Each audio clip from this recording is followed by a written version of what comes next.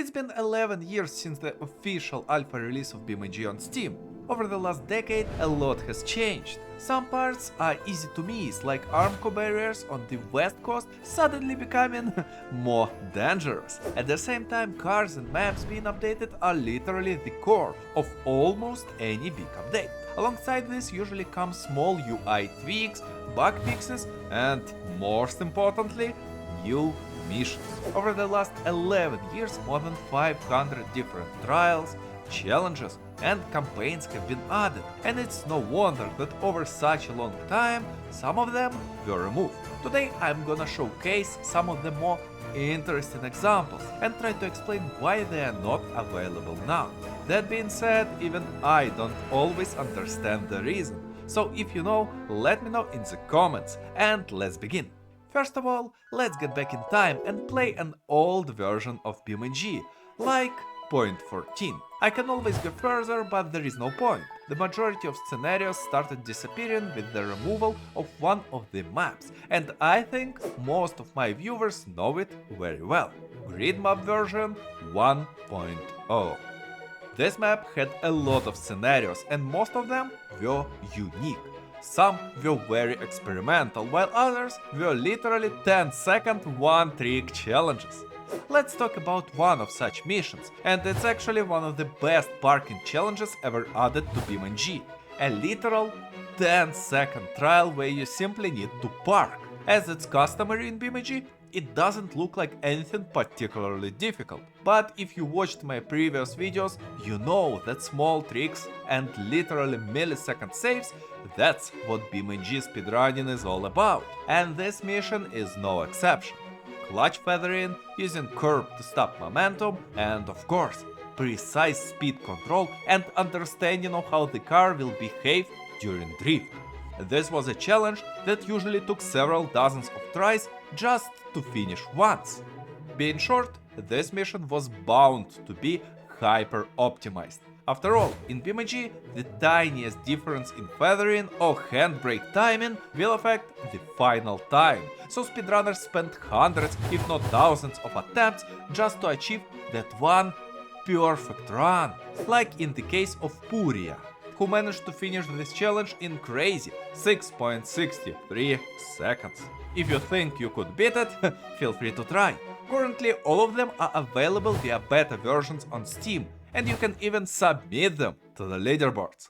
Corridor is another short and very experimental mission. The premise is very simple. A truck is heading your way and your little Ibishu Pigeon is trapped in a small corridor.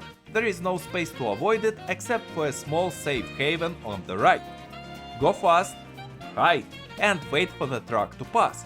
Very easy to do even on the first try.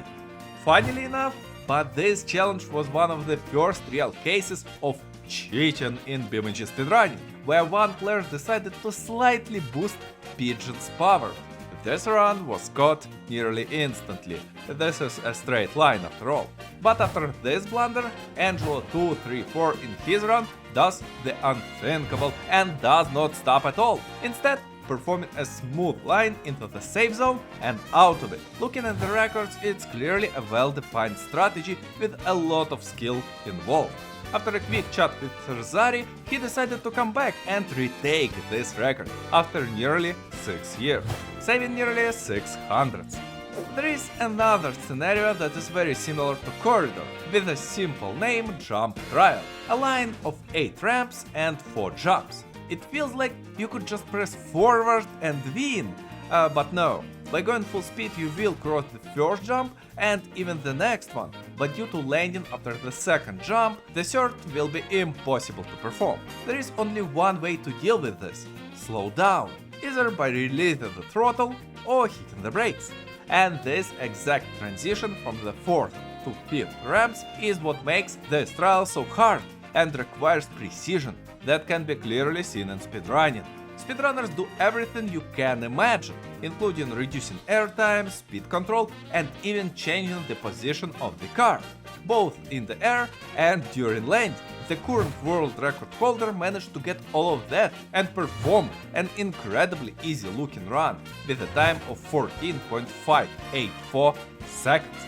exactly 39 thousandths of a second faster than the second place.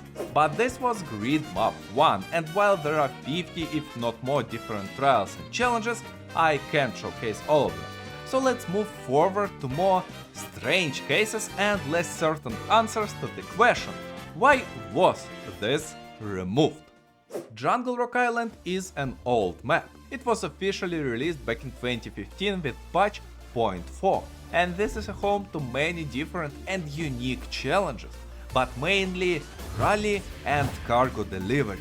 Funnily enough, if we compare both current and old versions, they are pretty similar, but for some reason many of the trials were not ported after the overhaul.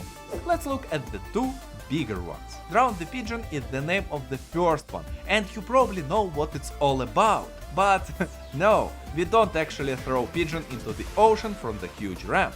You need to simply cross many puddles with water that, given time, can deal heavy damage to Pigeon's engine. In total, there are 11 checkpoints and 10 water pits. Uneven terrain, water and mud. All in all, a very unique trial. And it's even more unique due to the vehicle, a 3-wheel Pigeon. Probably due to this, it wasn't very popular. And still, Cerzari pulled off a rather extremely clean run, especially for Pigeon in the mud. The main problem is that this tricycle loves to flip on its side during bumps. By using clever positioning and sliding using only rear wheels, Cerzari avoided most of the worst this trial could offer, and even managed to use generous checkpoint sizes to his advantage. At the end, he finished with a time of 29.796 seconds. Supercar Rally is another of the strange and yet extremely interesting scenarios, and this time around the name is completely on point. This is a drive through a 2-minute rally stage in Jungle Rock Island. If you look closely, this route is extremely similar to the one in the current rally mode, just less bumpy. This variant is still filled with mud, water and a lot of vegetation. On top of that, you are given the Chipietta light that looks crazy, especially for the rally stage. Funnily enough, this is not the worst vehicle for original Jungle Rock. It is sturdy and stable enough to take aggressive lines and still survive. It obviously had a problem with really bumpy parts, but by avoiding them, this bolide was surprisingly good, especially for rally. The world record here is held again by Cerzari, and the time can be pushed down even further than 1 minute and 44 seconds, especially since it's a pure skill trial without any skips, where one corner can decide the winner. Just like Clyde Peak. Oh wait, never mind. It's almost clear why these 5 challenges were removed, either due to the map being overhauled or deleted entirely. Now let's move into even stranger lands. The maps that are still in the game, yet some of their scenarios just disappear. Canyon Jump is the first, and it's again a very easy trial to complete normally. In fact, it looks like it uses the same camera and slow-mo as another very old part of the game, the Senseless Destruction campaign. But where the campaign survived, this challenge did not. And I have no idea why.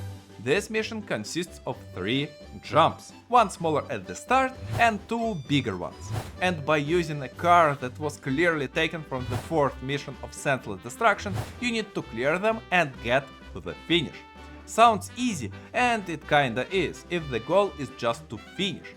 But speedrunners tried to push it to the limit. Between Cerzari and Kingsnake, the difference is only 6 thousandths. Later on, the spawn point for the start of this scenario was changed from the roof to the parking lot. And as of now, even on the 0.14 patch of the game, it's nearly impossible to beat records set by these runners. And finally, one of the weirdest removals on this list. Asphalt Derby Race. It's a 5-lap, 500-meter race in a parking lot against 3 opponents, in a car that absolutely loves to spin up. This track looks open, but in reality it's not. You must go for precise lines, speed control and overtake opponents as fast as possible, which is easier said than done. Not only are they dumb and will ram you, but they also love to get stuck and prevent future cuts and perfect lines. And if you thought that AI is the only issue, I have bad news. The car that you are driving, Gabriel Barstow, is even worse. It has good speed, but exceptional oversteer on the throttle. It has pretty good brakes, but eventually they will start fading out. And most importantly, it can survive big hits from opponents. Watching runs from players like Haiku, it becomes painfully obvious just how hard it was to keep this under control. Even simple corners turn into a gamble. At some points, Haiku have to take twice or even 3 times the normal pace just to hold speed. And despite all of that, this isn't even the world record run. That still belongs to Sirzari, with a time of 3 minutes and 14 seconds. But this is just a small fraction of the removed missions, and yet people remember them with joy. They had something unique, that small side of exploration from the devs themselves. You can feel them trying something new and succeeding, and that feeling is exactly what makes these missions so joyful to try and overcome. The only real thing that they lack is custom records set by the devs. Funny that this exploration side is still present in the current day BeamNG scenarios, like the new platform jump or the blender ball, but they are much harder ideas at their core, and so do not provide the same feeling. Who knows, maybe in future we will see more crazy one-trick missions that will make speedrunners spend hundreds of attempts to achieve that one perfect run. But for now, thank you for watching. Make sure to hit like and leave a comment. Soon, I hope, there will be a big announcement, so stay tuned. I am Molten Metal Mayhem and I'll see you next time.